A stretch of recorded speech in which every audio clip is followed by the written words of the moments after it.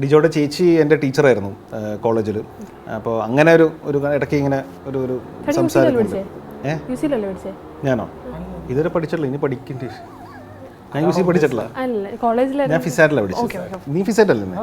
അങ്ങനെയുള്ളൊരു hi hello ബന്ധമുള്ളൂ. പിന്നെ narrate ചെയ്യുന്ന സമയത്ത് ഒരു പ്രോപ്പർ ഡയറക്ടർ ആക്ടർ അങ്ങനെ ഇരുന്നിട്ടായിരുന്നു എൻ്റെ നരേഷൻ. പിന്നെ നമ്മൾ സിനിമ ചെയ്യുമ്പോഴാണല്ലോ കൂടുതലൊരു സൗഹൃദവും കാര്യങ്ങളെല്ലാം വന്ന്.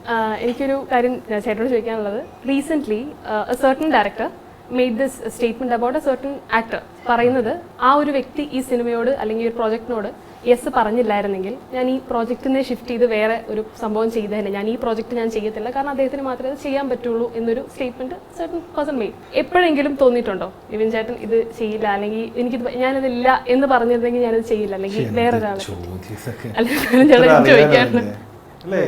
അല്ല, ഇത് ഭയങ്കര ടഫ് റോൾ ആയതുകൊണ്ട് അതുകൊണ്ട് അപ്പോൾ നമ്മളത് ഭയങ്കരമായിട്ട് എഫേർട്ട് ഇട്ട് അല്ല. പക്ഷെ സത്യസന്ധമായിട്ട് പറഞ്ഞാൽ എനിക്ക് തോന്നുന്നു കുറേ ഇമോഷണൽ ഏരിയാസ് ഹേർഡിൽ ചെയ്യണം, ഐ മീൻ ക്യാരി ചെയ്യേണ്ട ഒരു ക്യാരക്ടറാണ് ഗോപിയുടെ. അറിയാലോ സെക്കൻഡ് ഹാഫിലൊക്കെ. അപ്പോൾ അത് ഫസ്റ്റ് ഹാഫിൽ ഇങ്ങനെ ഇരുന്നാലേ അവിടെ അയാളുടെ ട്രാൻസ്ഫോർമേഷൻ കറക്റ്റ് കിട്ടത്തുള്ളൂ. അപ്പോൾ അത്രയും ആ ഏരിയാസൊക്കെ എനിക്ക് തോന്നുന്നു ഇപ്പം നിവിൻ ബ്രോയുടെ നമ്മൾ ഒരുപാട് സിനിമകളുണ്ട്, പക്ഷേ കുറച്ചും കൂടെ ഒരു റൈറ്റ് സൈഡ് പോയ ഒരു സിനിമയായിട്ട് എനിക്ക് ഫീൽ ചെയ്യുന്നു. കുറച്ചും കൂടെ പേഴ്സണലി ഇമോഷണലി ക്യാരി ചെയ്യാനുള്ള കുറേ ഏരിയാസ് ഉണ്ട് മലയാളി ഫ്രം ഇന്ത്യ. അപ്പം അത് എന്നെ സംബന്ധിച്ചോളം ഭയങ്കര അടിപൊളിയായിട്ടാണ് നിവിൻ തന്നത്. അപ്പം ഞാനതിൽ ഭയങ്കര താങ്ക്ഫുള്ളാണ്. അല്ല, ഡെഫിനറ്റ്ലി ഞാൻ ഭയങ്കര ഹാപ്പി. അപ്പോൾ എനിക്ക് അത് തോന്നിയത് അത് ഈ ക്യാരക്ടറിനോട് ഭയങ്കര സിമിലാരിറ്റി ഉള്ളത് കൊണ്ടാണോ നിവിൻ ചേട്ടൻ തന്നെ വേണമെന്ന് തോന്നിയത്? അങ്ങനെയല്ലേ, ഈ കഥ എനിക്ക് കിട്ടപ്പോൾ നമുക്ക് ഇപ്പോൾ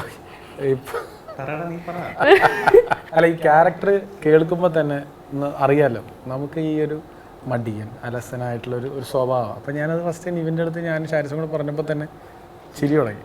പുള്ളിക്ക് ഓക്കെ ആയിരുന്നു. അപ്പോൾ ചിരി കേട്ടപ്പോൾ തന്നെ നമുക്ക് ഇത് നമ്മളെ ആക്കുന്നതാണോ എന്താ സംഭവം എന്ന് പിടിയിട്ടില്ല. പക്ഷെ കുറച്ച് കഴിഞ്ഞപ്പോൾ നമ്മൾ അതിൻ്റെ സീരിയസ് സ്വഭാവം പറഞ്ഞപ്പോൾ കറക്റ്റായിട്ട് ബ്രോയ്ക്ക് മനസ്സിലായി. കാര്യം അതാണെങ്കിൽ പുള്ളി ചെയ്യില്ല.